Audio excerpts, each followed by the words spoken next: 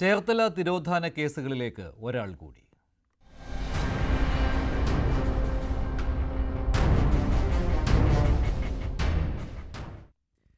ചേർത്തലയിലെ serial killer Sebastian കൊലപ്പെടുത്തിയെന്ന് സംശയിക്കുന്നവരിൽ അഞ്ചാമതൊരു സ്ത്രീ കൂടി. നേരത്തെ 4 പേരുടെ തിരോധാനത്തിൽ സെബാസ്റ്റ്യന് പങ്കുണ്ട് എന്ന രീതിയിലുള്ള വെളിപ്പെടുത്തലുകളാണ് വന്നുകൊണ്ടിരുന്നത്. ഇപ്പോൾ അഞ്ചാമതൊരു സ്ത്രീയെ കൂടി കാണാതായ വിഷയത്തിൽ സെബാസ്റ്റ്യന്റെ പങ്കാളിത്തം സംശയിക്കുകയാണ്. ഇത് ആലപ്പുഴ ജില്ലയിൽ നിന്നല്ല, എറണാകുളം ജില്ലയിൽ നിന്നാണ്. എറണാകുളം കൂത്താട്ടുകുളം കാരമാല സ്വദേശിയായ ഏലിയാമ്മ എന്ന കുഞ്ഞിപ്പെണ്ണിന്റെ തിരോധാന കേസിലാണ് ഇപ്പോൾ പുനരന്വേഷണം നടക്കാൻ പോകുന്നത്. സെബാസ്റ്റ്യൻ കൂത്താട്ടുകുളത്ത് എത്തിയിരുന്നെന്നും ഏലിയാമ്മയുമായി അടുത്ത ബന്ധമുണ്ടായിരുന്നുവെന്നും ന്യൂസ് 18 നടത്തിയ അന്വേഷണത്തിൽ കണ്ടെത്തി. സെബാസ്റ്റ്യനെ ഏലിയാമ്മയുടെ മകൻ ബിനുവും സുഹൃത്തും തിരിച്ചറിഞ്ഞു. ഇതോടെ ചേർത്തല പള്ളിപ്പുറത്തെ വീട്ടിൽ മൃതദേഹാവശിഷ്ടങ്ങൾ കണ്ടെത്തിയതുമായി ബന്ധപ്പെട്ടുള്ള അന്വേഷണം 3 ജില്ലകളിലേക്ക് വ്യാപിക്കുകയാണ്. News 18 big exclusive.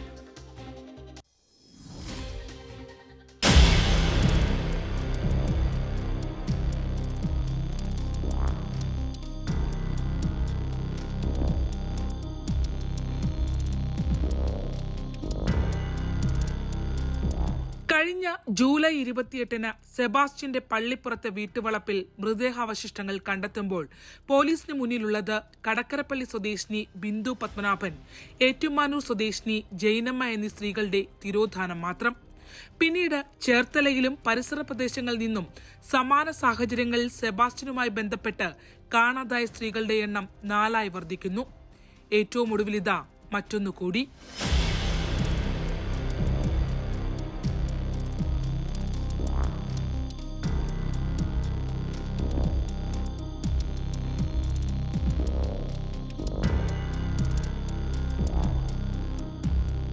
ആലപ്പുഴ പള്ളിപ്പുറത്തെ സെബാസ്റ്റ്യനുമായി ബന്ധപ്പെട്ട സ്ത്രീകളുടെ തിരോധാനത്തിൽ കൂടുതൽ അന്വേഷണ വഴികളിലൂടെയാണ് ന്യൂസ് 18 ഇപ്പോൾ കടന്നുപോയിക്കൊണ്ടിരിക്കുന്നത്.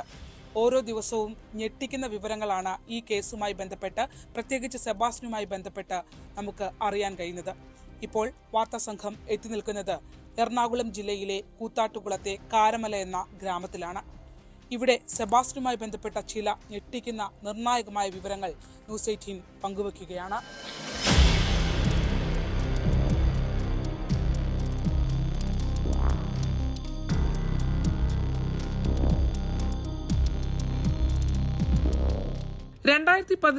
ജൂലൈ 4 കൂത്താട്ടുകുളം പോലീസ് സ്റ്റേഷനിൽ രജിസ്റ്റർ ചെയ്ത FIR ആണിത്. കോഴിപ്പള്ളി കാരമല ഉദയപ്പാറ വീട്ടിൽ കുഞ്ഞുപെണ്ണെന്ന് വിളിക്കുന്ന ഏലിയാമ്മ രാവിലെ 11:30 വീട്ടിൽ നിന്ന് ജോലിക്ക് പോയതാണ്. പിന്നീട് മടങ്ങി വന്നിട്ടില്ല. ഈ 60-കാരി പോയിട്ട് വർഷം 8 പിന്നിടുന്നു. കൂത്താട്ടുകുളം പോലീസും ക്രൈംബ്രാഞ്ചും കേസ് അന്വേഷിച്ചു.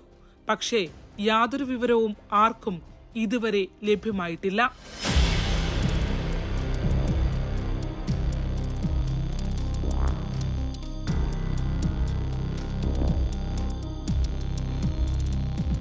സുഖമില്ലാത്ത മകനുമായി കാരമലയിലെ വീട്ടിൽ ഒറ്റക്കായിരുന്നു ഏലിയാമ്മയുടെ താമസം.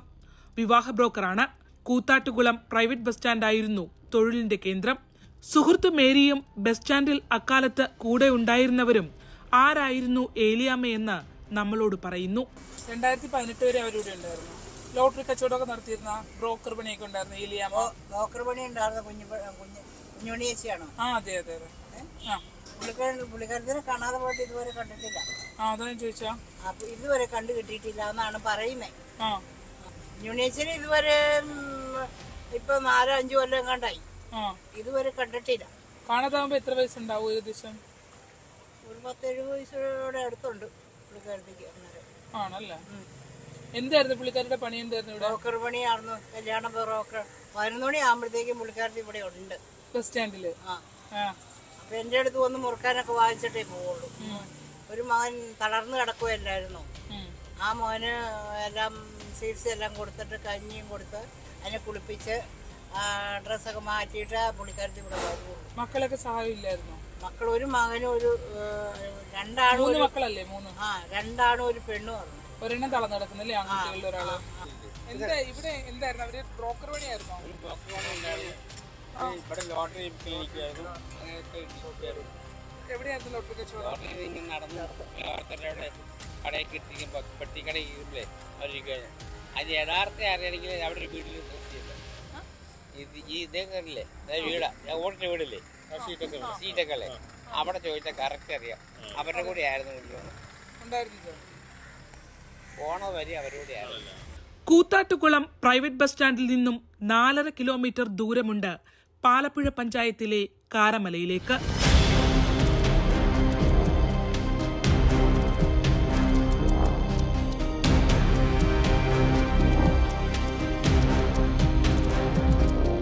നമ്മളോടൊപ്പം ഉള്ളത് കാരമല ഉദയപ്പാറ വീട്ടിൽ ബിനുവാണ്.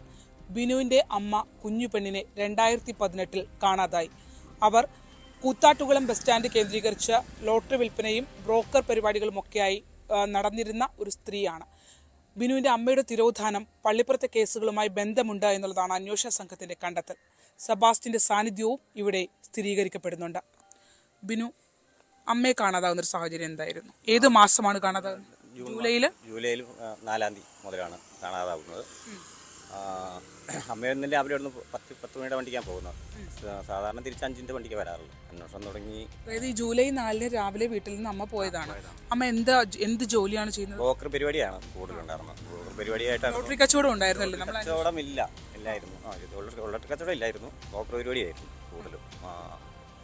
രാവിലെ പോയി വൈകുന്നേരം വരുന്ന സമയത്തിന് കാണാതിരുന്നപ്പോൾ അന്വേഷണം തുടങ്ങിയതാണ്. നമ്മുടെ മുമ്പിൽ സ്വിച്ച് ഓഫ് ആയിരുന്നു. സാധാരണ പോയാൽ അമ്മ എത്ര മണിക്കാണ് രാവിലെ? അന്ന് 11 മണിയോടെ പോയിട്ടുണ്ട് വീട്ടിൽ നിന്ന്. 11 മണിക്ക് പോയിട്ടുണ്ട്. 5:30 ആകുമ്പോൾ വീട്ടിലെത്താറുണ്ട്. 5:30 കഴിഞ്ഞിട്ട് വരാതെ ഇപ്പം 6 മണി കഴിഞ്ഞ ശേഷമാണ് അന്വേഷണം തുടങ്ങിയത്. വിളിച്ചു, എവിടെയാണെന്നറിയില്ലായിരുന്നു. പിന്നെ സ്റ്റേഷനിൽ പരാതി കൊടുത്തു. 8 മണിയോളം വായിപ്പിച്ചത്. വൈകുന്നേരം ഇപ്പോൾ ഫോൺ ഓഫാണോ? ഫോൺ ഓഫാണ്. 6:40 വരെ ഫോൺ ഓഫാണ്. 40 കഴിഞ്ഞ് ഫോൺ ഓഫാണ്. എവിടെയാണ് പരാതി നൽകിയത്? ഏത് പോലീസ് സ്റ്റേഷനിലാണ്? കൂത്താട്ടുകുളം പോലീസ് സ്റ്റേഷനാണ് പരാതി നൽകിയത്. അതിനുശേഷം പിന്നീട് പോലീസ് എന്താണ് പറയുന്നത്? അന്വേഷണത്തിൽ എന്തൊക്കെ? അന്ന് അവർക്ക് വേറെ ഒരു കേസുമായിട്ട് പുറകെ പോകേണ്ടതായിട്ട് വന്നു. അപ്പോൾ അവിടെ ആരും ഇല്ലായിരുന്നു. അപ്പോൾ അന്വേഷണത്തിന് തടസ്സങ്ങളൊന്നും ഉണ്ടായില്ല. അന്ന് അന്വേഷിക്കാൻ പറ്റിയില്ല. പിറ്റേ ദിവസമാണ് അന്വേഷണം തുടങ്ങിയത്. ഇപ്പം നമ്മുടെ കയ്യിൽ ചെറിയ ഫോണുമായിരുന്നു. ജൂലൈ 4 എന്തെങ്കിലും നിങ്ങൾ പരാതി കൊടുത്തിട്ടുണ്ട്? അന്ന് തന്നെ പരാതി കൊടുത്തിട്ടുണ്ട്. അന്ന് തന്നെ വൈകുന്നേരം 8 മണിക്ക് ശേഷം പരാതി കൊടുത്തിട്ടുണ്ട് സ്റ്റേഷനിൽ. അന്ന് തൊട്ട് ഇന്നുവരെ അന്വേഷിച്ചിട്ടും ഒരു എത്തിയോടുമില്ല. എവിടെ പോയിരുന്നോ എന്ത് കണ്ടെന്നൊന്നും അറിയാൻ പാടില്ല. ഇതിൻ്റെ ഇടയ്ക്ക് ഉദ്യോഗസ്ഥന്മാർ പല പ്രാവശ്യം ഇവിടെ വരാറുണ്ട്. പക്ഷേ ഒന്നും പറയാറില്ല. പിന്നെ വിളിക്കാറുമില്ല. വന്നു അന്വേഷിച്ചും പറക്കും പോകും. ഇത്രേ ഉള്ളൂ.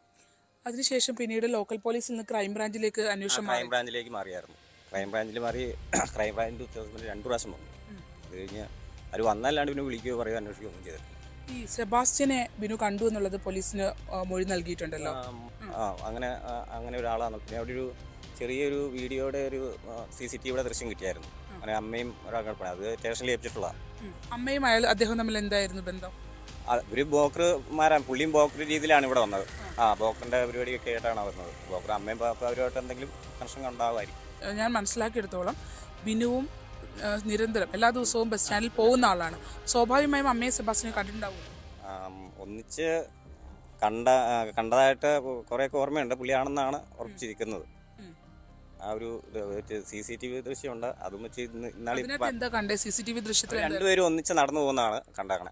ഏത് മണിക്ക്, എത്ര മണിക്കാണ്? അന്നത്തെ ദിവസം തന്നെയാണ്? അന്നത്തെ ദിവസം ഒരു 1:30 കഴിഞ്ഞ നടന്നു പോകുന്നതാണ് കണ്ട. ചെറിയൊരു ഇത് മാത്രമേ ഉള്ളൂ. അത് ഏത് ഭാഗത്തായിരുന്നു? ബസ് സ്റ്റാൻഡിന്റെ നടുവ് സെന്ററിൽ. ന്യൂസ് 18 വാർത്താ സംഘം കാണിച്ച ചിത്രങ്ങളിൽ നിന്ന് സെബാസ്റ്റ്യനെ ഏലിയാമ്മയുടെ മകൻ ബിനുവും സുഹൃത്തായ മേരിയും തിരിച്ചറിഞ്ഞു. അന്നത്ര നരപ്പൊന്നും ഇല്ലായിരുന്നു. അങ്ങനെ മുടി ഇവിടെ മുറ്റി അങ്ങനെ അത്ര ഒന്നും പോയിട്ടില്ല. അത്ര ഒന്നും പോയിട്ടില്ല. ഇയാള് തന്നെയാണ്? ഇയാള് അത്രേ ഉള്ളൂ. 8 വർഷം മുമ്പ് കണ്ടതാണ്. ഇത് ഇയാള് തന്നെയാണോ? ഇയാള് തന്നെയാണെന്നാണ് ഓർമ്മയില്. ഇയാളെ കണ്ടിട്ടുണ്ടോ? കണ്ടിട്ടുണ്ടോ? നിങ്ങൾ എല്ലപ്പോഴും അങ്ങനെ ജസ്റ്റ് നമുക്ക് ആളെ അന്വേഷിക്കേണ്ട കാര്യമില്ലല്ലോ. ഇതിലേക്ക് വരുമ്പോ ഞാൻ കാണുന്നല്ലാണ്ട്. കണ്ടിട്ടുണ്ട് ഇയാളെ? കണ്ടിട്ടുണ്ട്. ഇയാള് സ്ഥലക്കച്ചവടമായിരുന്നു. ആണോ? ഇവിടെ സ്ഥലക്കച്ചവടക്കാരൊക്കെ മിക്ക ആൾക്കാരും വരുന്നുണ്ട്. കണ്ടിട്ടുണ്ടല്ലേ ഇയാളെ? കണ്ടിട്ടുണ്ട്. സെബാസ്റ്റ്യനുമായി ഒരുമിച്ച് മദ്യപിച്ചുവെന്ന ഏലിയാമ്മ വെളിപ്പെടുത്തിയെന്ന നിർണായക മൊഴി അയൽവാസിയും ഷാപ്പ് ജീവനക്കാരനുമായ ബേബി മത്തായിയും പോലീസിന് ഇതിനോടകം നൽകിക്കഴിഞ്ഞു. പറഞ്ഞു പേപ്പറിലൊക്കെ ഈ സെബാസ്റ്റ്യന്റെ ഇങ്ങനെ പേര് വന്നപ്പോഴാണ് നമുക്കൊരു സംശയം തോന്നിയത്. അന്ന് ഇങ്ങനെ ഇത് മദ്യപിച്ചിട്ട് വന്നിട്ട് പറഞ്ഞല്ലോ സെബാസ്റ്റ്യൻ ചേട്ടന്റെ കൂട്ടത്തിലാണ് എന്ന് കൂടിയെന്ന് കമ്പനി കൂടിയെന്ന് പറഞ്ഞു. അതുകൊണ്ടാണ് ഞാൻ സംശയം കൊണ്ടാണ് പറഞ്ഞത്. അവർ കാണാതായ ശേഷം അവരുടെ മൊബൈലിന്റെ അവസാനം അവരുടെ ടവർ ലൊക്കേഷൻ കാണിക്കുന്നത് വെളിയന്നൂർ എന്ന സ്ഥലമാണ്. അപ്പോൾ അതൊക്കെ ഒരു ഏറ്റുമാനൂരിലേക്കുള്ള റൂട്ടാണ് അല്ലെ? കോട്ടയം വെളിയന്നൂർ കൂടി എംസ റോഡ് വഴി പോവാതെ വെളിയന്നൂർ കൂടി ഉഴുവൂർ കൂടി അങ്ങനെ കോട്ടയത്തിന് ഏറ്റുമാനൂർക്കൊക്കെ പോവാല്ലേ. അപ്പൊ കോട്ടയം ഡയറക്ഷനിലാണ് കാണാതാകുന്ന ദിവസം സഞ്ചരിച്ചിരുന്നത്. ഒരു കാരണവശാലും അങ്ങോട്ട് ആ റൂട്ടിന് പോകേണ്ട കാര്യമില്ല. ഇങ്ങോട്ട് നമുക്ക് ഈ നമ്മുടെ വീടിന്റെ അടുത്തോട്ട് പോരുന്നത് നേരെ തിരിച്ച് ഏത് ദിശയാണ് നമ്മൾ പോകുന്നത്. അപ്പൊ അത് പോകേണ്ട കാര്യമില്ല. അപ്പൊ അവിടെ വെച്ചിട്ട് ടവർ ലൊക്കേഷൻ കട്ടായ ഫോൺ സ്വിച്ച് ഓഫ് ആയത് അതുകൊണ്ട് അതും ഒരു സംശയത്തിന്റെ ഇതായി. ഇത് സെബാസ്റ്റ്യന്റെ കേസ് വന്നുള്ളൂ. പോലീസിനെ അറിയിച്ചു. SI സാർ വന്ന് മൊഴിയെടുക്കുകയും ചെയ്തു. കോട്ടയം, ആലപ്പുഴ ക്രൈംബ്രാഞ്ച് ടീമുകൾ ഏലിയാമ്മയുടെ മകനുമായും കൂത്താട്ടുകുളം പോലീസുമായും ബന്ധപ്പെട്ടിട്ടുണ്ട്.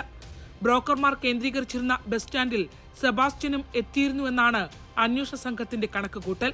സെബാസ്റ്റ്യൻ താമസിച്ചിരുന്ന ഏറ്റുമാനൂരിലേക്ക് പോകുന്ന റൂട്ടിൽ വെളിയന്നൂർ ഭാഗത്താണ് ഏലിയാമ്മയുടെ ഫോണിന്റെ അവസാന ടവർ ലൊക്കേഷൻ. ഏലിയാമ്മയുടെ മിസ്സിംഗുമായി ബന്ധപ്പെട്ട കേസും പള്ളിപ്പുറത്തെ തിരോധാനങ്ങളുമായി ബന്ധപ്പെട്ട് കണക്ട് ചെയ്ത് തന്നെയാണ് അന്വേഷണ സംഘം ഇപ്പോൾ അതിനെ സംബന്ധിച്ച് വിശദാംശങ്ങൾ തേടിക്കൊണ്ടിരിക്കുന്നത്.